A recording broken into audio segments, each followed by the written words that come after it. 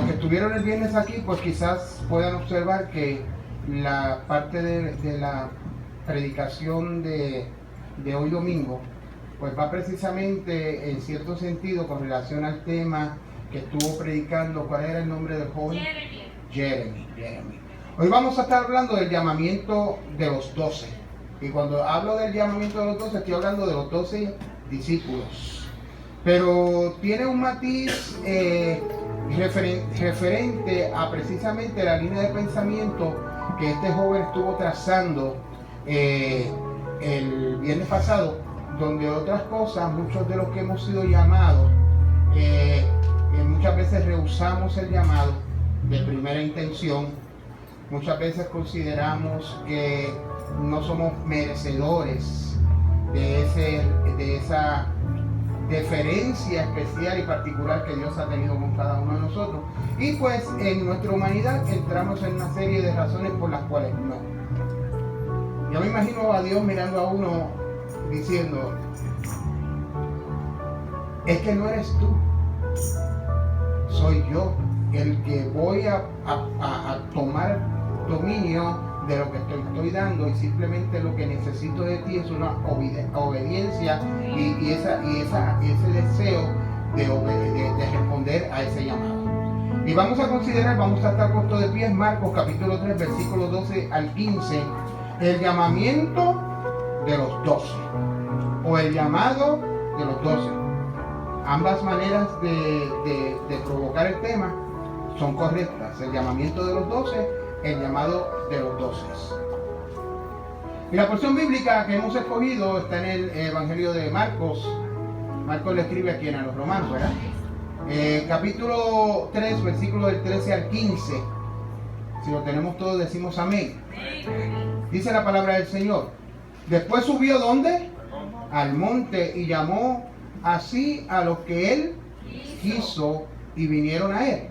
Y estableció ¿a cuánto? A 12, para que estuviesen con quién, y para enviarlos a predicar, que tuviesen autoridad para sanar enfermos y para echar fuera los demonios.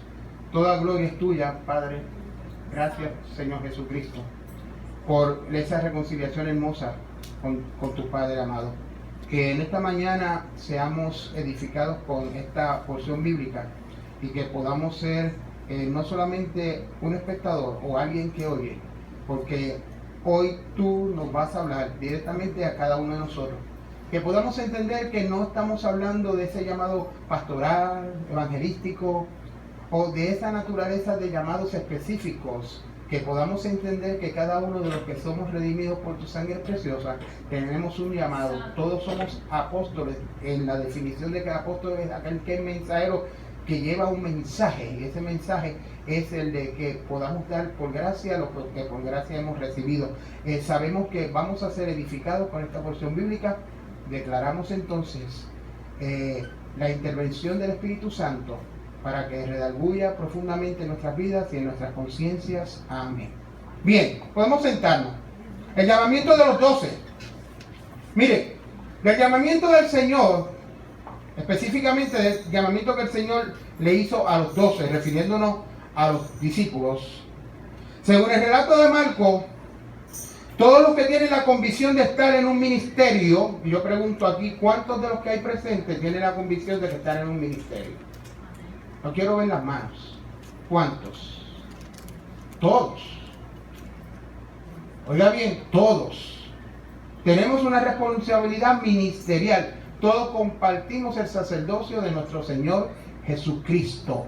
Pues precisamente de ese llamado que el Señor le hizo a los 12, según el relato de Marcos, todos los que tienen la convicción de que están en un ministerio pueden derivar varias e importantes enseñanzas.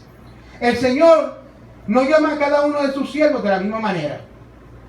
Piense cómo el Señor lo llamó a usted. Así que no nos llama de la misma manera, pero los elementos que son parte del llamado son para todos los mismos. El Señor llamó a Moisés cuando éste tenía 80 años. A Samuel cuando era un adolescente. A los apóstoles los llamó en su juventud. A Moisés lo llamó mientras pastoreaba las ovejas de su suegro. A Samuel mientras dormía en el tabernáculo, a Eliseo cuando araba y a Pablo cuando perseguía a la iglesia. Todos los llamados son distintos, pero hay unos elementos que conforman el llamado que son los mismos. Así que vamos a considerar en esta mañana cómo fue el llamamiento de los 12 apóstoles, según lo relata el Evangelio de Marcos. Y quiero que me sigas con tu Biblia y vayas al capítulo 3 y consideres la primera frase que hay en el versículo 13. Después subió, ¿dónde? Al monte. Repítelo conmigo. Después subió al monte. Y nos preguntamos, ¿después de qué? ¿Verdad? Después de que él subió al monte. Después de haber estado en un ambiente saturado de enfermos y poseído por malos espíritus, subió al monte.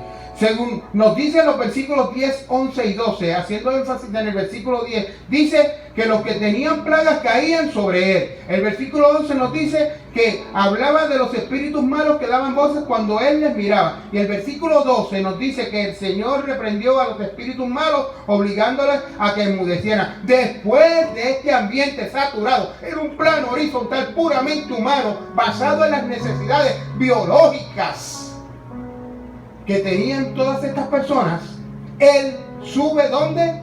Al monte. Aleluya. Bendecido sea el Señor.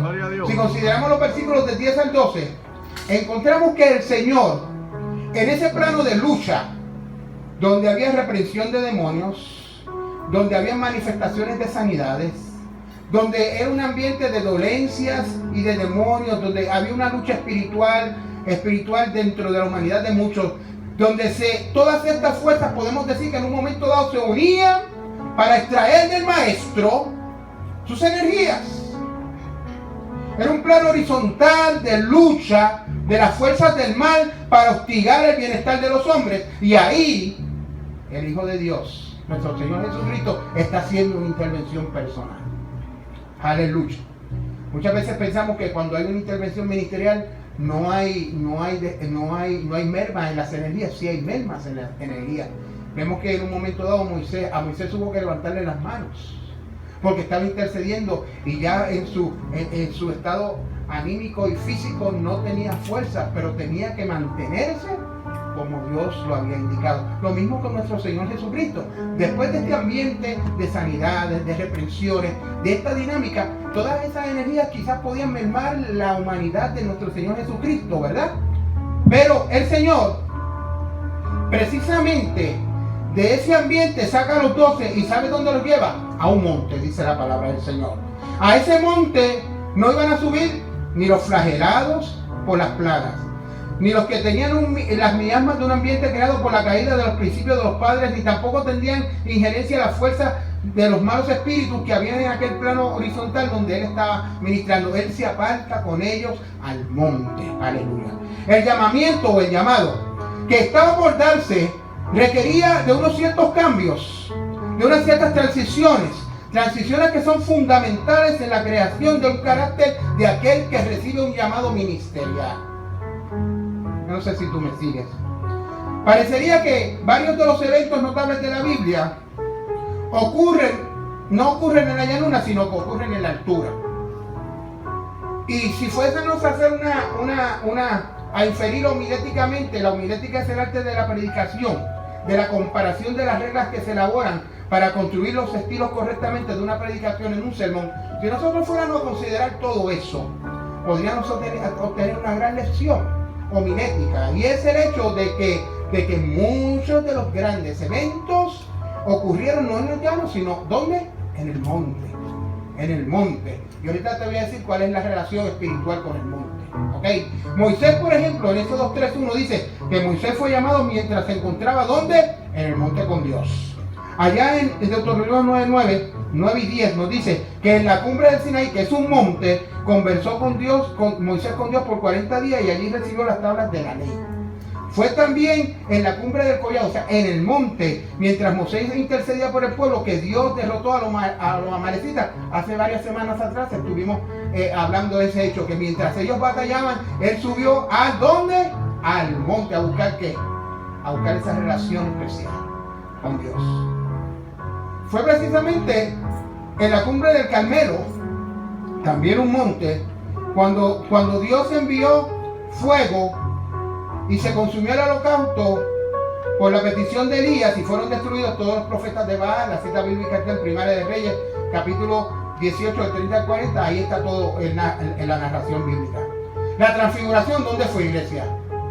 La transfiguración también ocurrió en un monte, dice la palabra del Señor, alto, en Mateo capítulo 17, versículos del 1 al 13. Y esto es sugestivo, que mientras en el monte alto ocurrió la transfiguración, en aquel momento histórico, en la llanura había un hombre que estaba poseído por un mal espiritual. La llanura representa nuestro plano horizontal. El monte representa nuestro plano vertical relacional con Dios. Fue precisamente en el aposento alto donde el Espíritu Santo descendió sobre los 120, Hechos capítulo 2, versículos del 1 al 13. Yo quiero que ustedes entiendan esto en este contexto.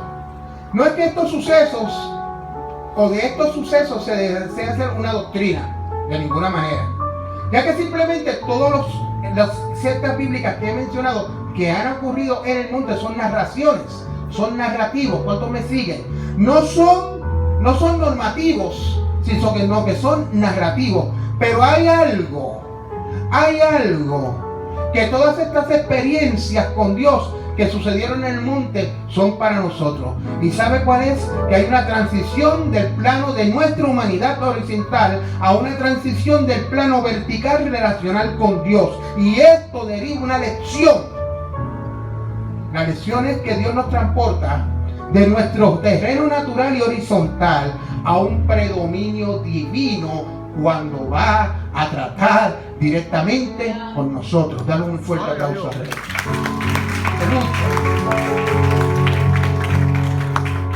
Dice, y sígueme con la escritura, versículo 13. Dice el versículo 13: después subió al monte. La otra frase es: y llamó así a los que él quiso. Llamó así a los que él quiso. Vamos a hacer énfasis en el y llamó. Y llamó. Oiga, la grandeza, por no decirle excelsitud, del llamamiento de Dios radica en el hecho de que es una decisión exclusivamente divina. Todo lo que hemos sido llamados por la divinidad. Se origina en la soberanía incuestionable de Dios el llamado. Proviene del trono de la majestad. Proviene del corazón mismo de Dios. Por lo tanto, todos los que respondemos a un llamado, podemos decir que en ese evento donde Dios pone su mirada sobre ti, hay un elemento divino, hay un elemento de santidad y hay un elemento de sabiduría, porque todos los que hemos sido llamados, asimismo, no hemos sido ofrecidos.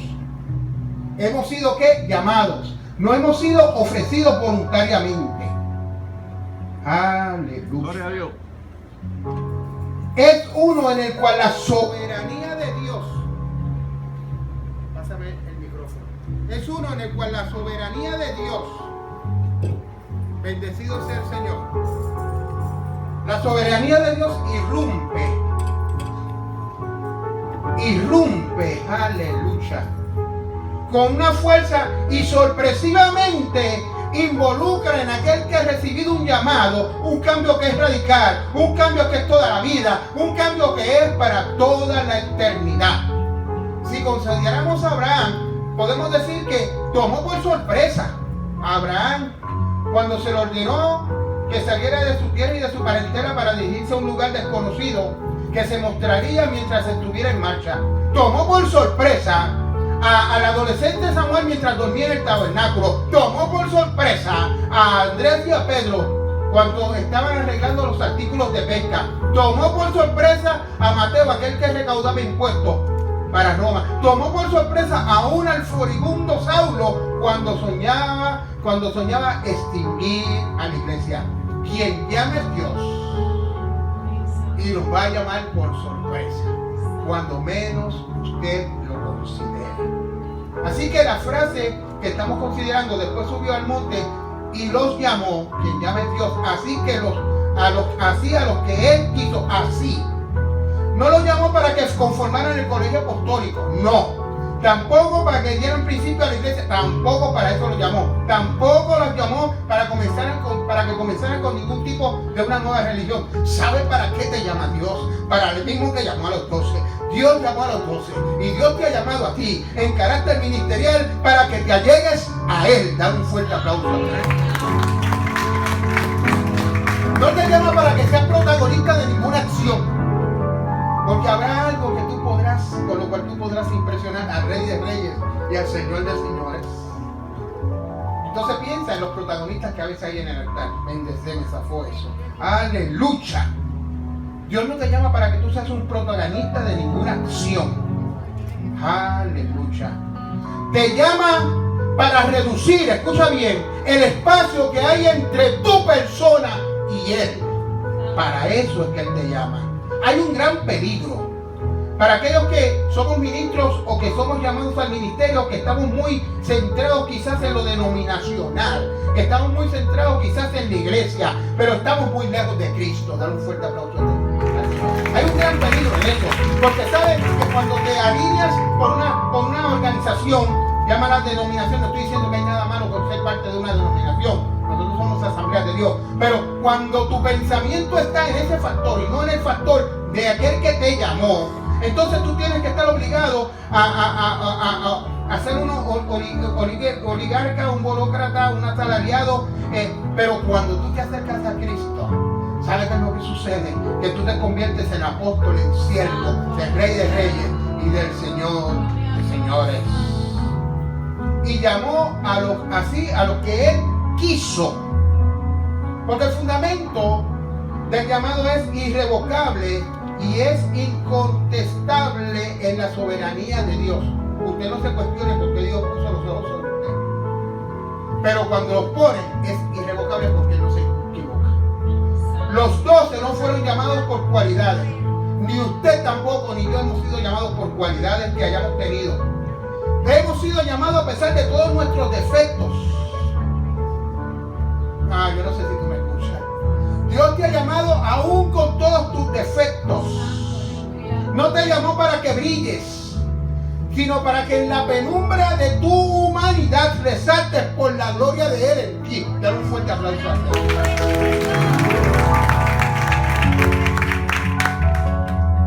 No te llaman por tu inteligencia. Hello. No te llaman por tu conocimiento, no.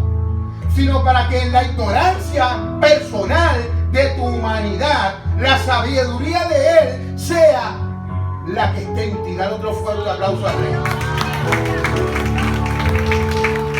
No te llaman porque tú tienes tesoros especiales o expectativas especiales, sino que te llama, ¿sabes por qué? Porque siendo una estructura de barro, Él se va a entronizar en esa estructura de barro que es nuestra humanidad, el evangelio de poder. Aleluya. Y ahora que hemos escuchado por qué Dios nos llama, ¿qué excusa tenemos? ¿Qué excusa tenemos? No hay excusa. No hay excusa. Después subió al monte y llamó a lo que Él quiso. Él llama al que Él quiere. ¿Y sabe lo que tiene que hacer el que Él llama? Tiene que venir a Él, dice el versículo 13.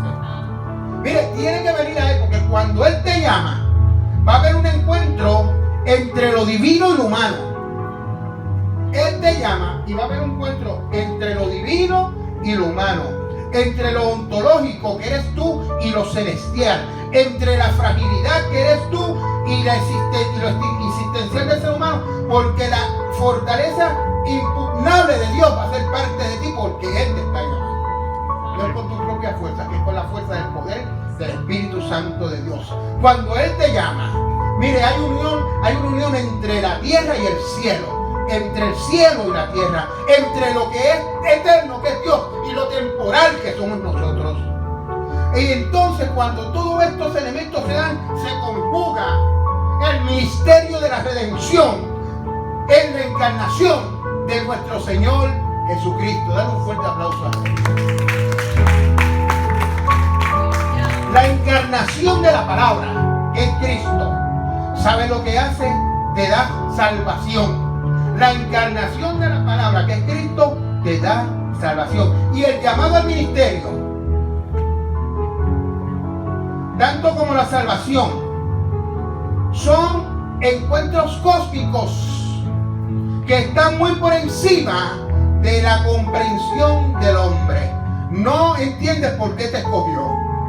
No entiendes por qué te salvó. Por eso dije cósmico. No entiendes, pero no tienes que entenderlo. Él lo hizo. Dale un fuerte aplauso a Dios. En la encarnación, nuestra humanidad, lo que es divino se hace humano en la encarnación. Pero en la salvación, lo que es humano se hace divino. Gloria a Dios. Y en el llamamiento al ministerio o a los ministerios se conjugan todas estas esencias, y todo esto trasciende a cualquier conocimiento científico, y todo esto trasciende a cualquier visión filosófica. ¿Sabes por qué? Porque es Dios que está comenzando a ministrar en el hombre, y es por medio del hombre entonces que el hombre va a retomar la naturaleza que es en Dios a través del Espíritu Santo, y es por medio de ese hombre que Dios ha escogido que entonces se van a comenzar a suscitar y a cancelar las necesidades para el hombre, porque el hombre tiene que comenzar, cuando es llamado, a eliminar toda esa humanidad, humanidad para, ¿sabes qué? Para darle espacio al aspecto divino de Dios en nuestras vidas. Aleluya. Yo no sé si tú me sigues en esta mañana. No sé si estoy un poco complicado. Aleluya. Pero el texto bíblico dice, el texto que estamos considerando dice: después subió al monte y llamó hacia los que él quiso, y vinieron a él, y estableció, dice el versículo 14 a 12. Repite conmigo: 12. ¿Cuántas tribus eran? 12. Esas 12 tribus formaban al pueblo de Dios del antiguo pacto. ¿Cuántos apóstoles eran? 12. ¿Saben lo que el número 12 representa? Universalidad del nuevo Israel. Y ese nuevo Israel, ¿sabe quién es? Es la iglesia. Gálatas 6:16 te lo dice así. De manera que en la formación del colegio apostólico, porque llamó a 12 apóstoles, se formó un colegio apostólico. Cuando Dios llama a esos 12, ¿sabe para qué los llamó? Los llamó para que todo el mundo fuese salvo a través de la trascendencia de la predicación de esos 12. Aleluya. Gloria a Jesús. No sé si usted lo había pensado así. La iglesia, nosotros, debemos estar constituidos por miembros de todas las naciones, de todas las razas, de todos los grupos étnicos. Dentro de la iglesia no deben haber ni privilegios, ni privilegiados, ni razones genéticas o nacionales que nos den un status quo en particular.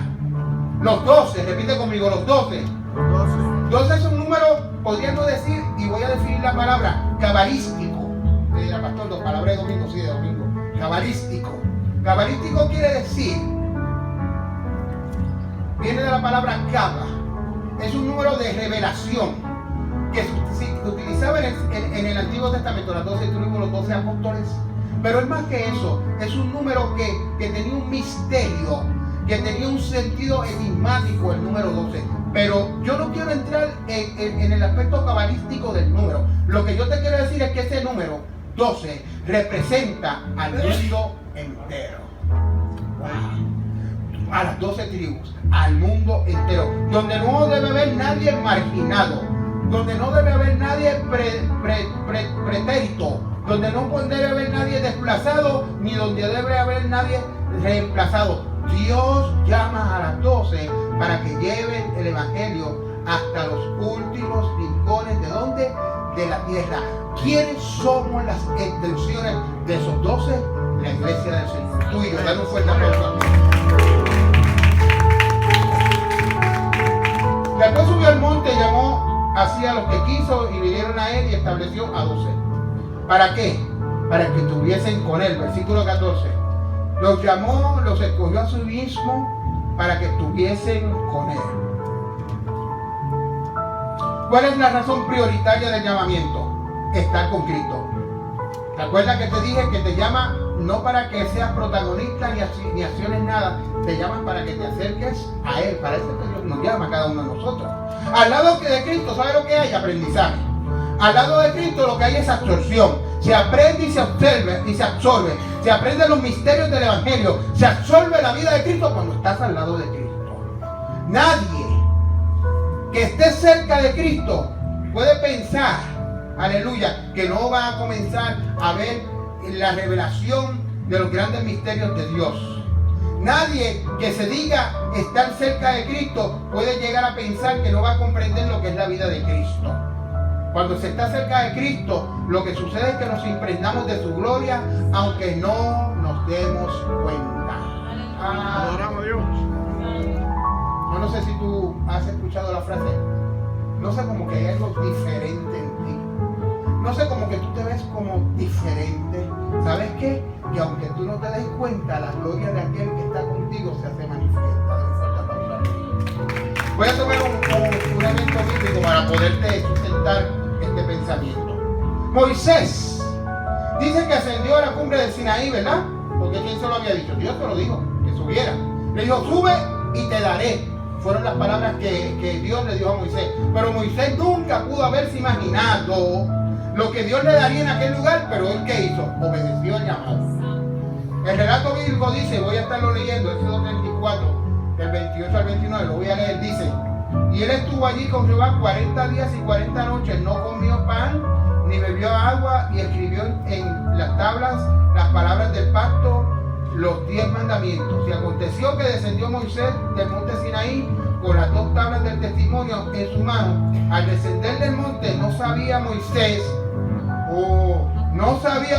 que la piel de su rostro resplandecía después que hubo hablado con Dios. Hay un dicho que dice, dime con quién andas y te diré quién eres. Y esta verdad se aplica a los que andan con Cristo. Esta verdad se aplica a los que andan con Cristo. Mire lo que dice Lucas. Lucas capítulo 1, versículo 1 dice en esta línea de pensamiento, estaba Jesús orando en un lugar. ¿Quién estaba? Jesús orando en un lugar. Y cuando terminó, uno de sus discípulos le dijo, Señor, enséñanos a orar. Acabamos de decir que este dicho, dime con quién andas y te diré quién eres, es una verdad que aplica a los que andaban. Aquel andaba con Jesús, vio a Jesús orar y le dijo, enséñame a orar. Aleluya. El deseo de saber orar, analice, piense de cómo surgió el deseo de saber orar de aquel discípulo. ¿Sabe cómo surgió? Por observación. Observó a Cristo mientras oraba y de pronto él deseó orar también y hacer lo mismo que Cristo hacía. Después subió al monte y llamó así a los que quiso y vinieron a él y estableció a los 12 para que estuviesen con él. Y el versículo 14 dice, y para enviarlos a predicar. La clave de todo apostolado, y voy a definir lo que es un apóstol y quiero que lo tomen en el contexto bíblico. La clave de todo apostolado es alguien, escuche bien, que es enviado con un mensaje que tiene que ser transmitido a una persona determinada o a un número de personas. Eso es un apóstol. Por eso es que cada uno de nosotros somos apóstoles de Cristo. En ese contexto bíblico que estoy hablando, no en otro. Y hago la salvedad, ¿ok? Debe haber, cuando hay un llamado apostólico, tiene que haber alguien que envía. ¿Quién envía? Dios. Debe haber un mensajero que debe ser enviado. Tiene que haber alguien que transporte dicho mensaje. Y debe haber alguien para quien se le dé el mensaje. Porque quien provoca la necesidad no es el hombre. Quien provoca la necesidad que tiene que ser comunicada es Dios. Y nosotros solamente somos ¿qué? El recurso. Y todo esto podríamos decir que es una gran teología. Y usted dirá, pastor, no está fácil hoy. No, mire, teología, te lo voy a definir. El razonamiento es el estudio del razonamiento. O sea, es el estudio de Dios. Por ende, se estudian las cosas que son relacionadas con Dios cuando uno hace teología. Estoy diciendo entonces en esta mañana que aquel que recibe un llamado apostólico tiene que haber alguien que lo envió, tiene que haber un mensaje que tiene que haber sido enviado, tiene que haber alguien que transporte dicho mensaje y tiene que haber alguien para quien sea el mensaje. Y todo esto es una teología que tiene que ser desgajada, desmenuzada. Oiga bien, ¿cómo la vamos a desmenuzar en esta mañana? Toda una teología en lo que respecta al que envía. ¡Wow! ¿Quién envía? Dios. ¿Por qué lo hace? ¿Qué autoridad tiene para hacerlo? ¿De dónde obtuvo el mensaje que despacha? ¿Por qué escogió a los emisarios? ¿Y qué necesidades vio en los destinatarios para enviarlo? Todo eso, ¿sabe de quién se origina? De Dios. Número 2. Es toda una teología el que responde a un llamado apostólico para establecer un mensaje. ¿Sabe por qué? Porque tiene que haber alguien que lo transporta. Y lo que usted va transportando es un chisme. Pero usted no va a transportar un chisme. No, usted no va a transportar un cuento de camino. Usted no va a ir con el titular de primera plana del periódico. Por eso es que es una teología. Porque en esa teología lo que va a suceder es que no hay inquisición de orden filosófico, ni lógico, ni de orden científico. Lo que pasa es que no se va a hablar ni de universo ni de materia. Se va a hablar, y el que va a estar hablando es el Rey de Reyes y es el Señor de Señores, porque tiene un propósito redentor y salvífico sobre aquel que tiene que ser declarada la palabra. ¡Aleluya! Es toda una teología, porque tiene que haber un portador del mensaje. Y ese portador del mensaje, desde ese momento se convierte en una propiedad exclusiva del que lo envía. ¿Quién lo envió? Dios. Y tiene que provocar la necesidad que Dios determine. Debe de reunir una serie de cualidades para merecer ser el enviado de Dios, el apóstol de Dios en el contexto bíblico. Es toda una teología, porque hay una necesidad de alguien que tiene que recibir ese mensaje. Porque si no existe la urgencia, no se originaría el mensaje por parte de Dios. Tiene que haber una urgencia. Cuando Dios se comunica contigo, es porque hay una urgencia. No se justifica el envío del mensaje si no hubiese una urgencia divina en el comunicado que Dios te quiere hacer llegar a tu experiencia de realidad de vida en un momento dado. Por eso es toda una teología, porque no es embeleco del hombre, ni del que lo lleva. Todo tiene que originarse en la intención de que te acerques a Dios. Dame un fuerte aplauso al Rey.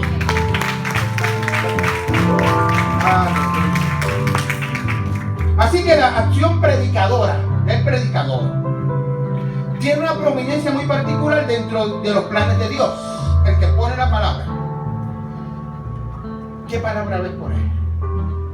¿Y qué comisión va a provocar? Bueno, tiene que ser centrado en Dios. Y Dios nos dice a la iglesia: id por todo el mundo y predicad el evangelio a toda criatura. La predicación del evangelio, ¿sabe lo que es? Es la revelación de Dios al mundo de que hay un mensaje de salvación, un mensaje de buena noticia. En medio de un mundo que se debate en el caos, hay un mensaje de salvación, hay un mensaje de buena noticia. Pero para este mensaje, para el mensaje no hay alternativas. Posiblemente pueda haber un acomodo, una alternativa para que es enviado, o un acomodo, una alternativa para el que tome la predicación, que a veces no se deja llevar por la inspiración y provoca desde su humanidad un mensaje. Pero sabe que cuando Dios establece un mensaje, ninguno de estas condiciones puede prevalecer.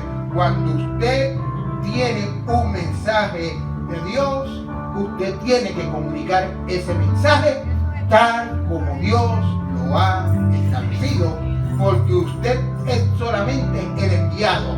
Toda la originalidad teológica del contenido del mensaje, como destinatario, como quien lo lleva, está orquestado en el plan divino de Dios. Ponte en pie, iglesia. Ponte en pie, iglesia, en esta mañana. Así que es lógico deducir que el llamado que Cristo le hizo a los 12 predicadores originales aplica a cada uno de aquellos a quien el Señor desea utilizar. ¿Usted piensa que el Señor desea utilizarlo en algo? Levante sus manos. Si usted piensa que el Señor tiene algo en lo cual usted le puede hacer útil, levante sus manos.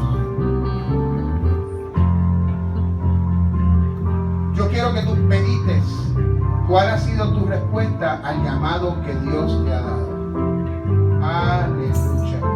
Acabas de levantar tu mano entendiendo que quieres ser útil a Dios. Ahora yo te digo, ¿sabes cuál ha sido tu respuesta al llamado? ¿Qué inquietud hay en tu corazón que Dios ha puesto que todavía tú no has comenzado a despuntar? ¿Qué razonamiento humano estás pensando que te puede a ti eludir del que no se equivoca? Ninguno. Él no espera que tú acciones, Él espera que tú obedezcas. Él no espera que tú tengas las habilidades, Él pondrá la palabra en tu boca. Aleluya. ¿Cuánto lo creemos? Hey. Pues di en esta mañana, Señor, envíame a mí. Hello. Acabamos de predicar el mensaje, acabas de declarar que estás dispuesto a trabajar por el Señor, acabas de entender que tú no necesitas nada, acabas de decir que estás dispuesto a obedecerlo. Pues decláralo. Él no se equivoca. Lo que Él ha sembrado en tu corazón es de parte de Dios. Dile, Señor, envíame a mí. Señor, envíame a mí. Señor, envíame a mí. Aleluya. Queremos orar por la iglesia esta mañana. Padre, he trazado esta enseñanza bíblica como tú la traíste esa inquietud de mi vida. Gracias, Señor, porque me diste la revelación y me diste los instrumentos necesarios para poder depurar esta palabra. Es una palabra de edificación, de conciencia eclesial. Sabemos que dentro de esta congregación y todas las congregaciones y en toda nuestra humanidad hay múltiples necesidades. Pero hoy hemos sacado un espacio de conciencia interna para decirte, Señor, no voy a eludir más ese llamado. No voy a poner más obstáculos, sino que voy a obedecerte incondicionalmente, sabiendo que eres tú y no yo. La autoridad es tuya y no es mía. El poder es tuyo y no es mío. El conocimiento es tuyo y no es mío. La ejecución es tuya y no es mía. Yo simplemente soy ese elemento que tú has mirado, ese sujeto que tú has mirado, y con tus ojos que no se equivocan, tus ojos divinos, han declarado un ministerio para mí, que yo puedo obedecerte y hacer tu voluntad. Dios te bendiga y Dios te guarde, iglesia. Podemos sentarnos. Si hubiese alguien en medio nuestro que necesite oración y alguna intervención por alguna situación en particular, no llegue aquí y salga. Damos gracias porque usted está aquí, pero aquí está el Dios de todo poder y toda autoridad. Ese que en aquel momento, cuando comenzamos el mensaje, estaba lidiando una guerra espiritual, sanando a los enfermos, echando fuera a los demonios, cargando el ambiente. Ese está aquí hoy presente en esta mañana. Y si lo que lo acecha a usted no lo puede vencer, bueno, no se lo lleve. Déjeselo al que tiene todo poder. Hermanos, él no necesita de su ayuda. ¿Sabe lo que él necesita? Que usted diga, hasta aquí yo he tratado de pelear la buena batalla y no he podido. Ahora yo la dejo en tus manos y dime qué tengo yo que hacer. Aleluya. Tan sencillo como es y creerle a él. Bien, si hay alguna persona que necesite un tipo de intervención, estamos para eso. Si no, pues a mí también, no quiero ser gravoso en la invitación, es una situación de conciencia. Ahora no saca para allá después a su casa, ay Señor, ¿qué me pasó? Que tú sabes que me duele, que... No, bueno, hágalo, pero tuvo un momento donde quizás el momento era este, no aquel. Porque el tiempo es de Dios. Ayúdame con la mamá de Isabelita, por favor, de Marilyn. De Rosario. Todos estamos bien de salud aquí, como Coco. A nadie le duele una uña, ¿verdad? Porque si yo tengo algo que me duele, un diagnóstico, algo que ha sido declarado sobre mí, una opresión, una necesidad física, lógica. Hello. Es que yo no puedo. Pues yo tengo que decirle, Señor, heme aquí. Hello, yo estoy aquí. Hey. Yo estoy aquí. Y esto se me ha salido de las manos. Yo voy a acercarme por ahí porque yo tengo una situación conmigo que se me ha salido de las manos. Aleluya. Y necesito, ¿verdad? Retomar esas fuerzas. Hey. Iglesia, tú que estás ahí, ponte en pie. Si puedes, posiciona tus manos hacia el altar. Quizás yo no llegue directamente donde cada uno de los hermanos, pero vamos a hacer una oración global. Tú conoces a aquellas personas que están aquí hoy en este altar. Los conoces por su nombre, Señor, no te los tengo que mencionar. E inclusive aquellos que quizás están en la nave, que también están en necesidad, tú conoces su nombre, Señor. Queremos hacer una oración muy sencilla. Si tú pudieses en tu tiempo depositar tu mirada sobre ellos y serle propicio a su necesidad en este momento, tienes tú toda la autoridad y lo declaramos hecho en el nombre de Jesucristo nuestro Señor. No importa si es opresión, enfermedad, estado anímico, necesidad financiera, ayuda psicológica, para ti todo es posible. No hay que ser muy redundante en lo que te pedimos.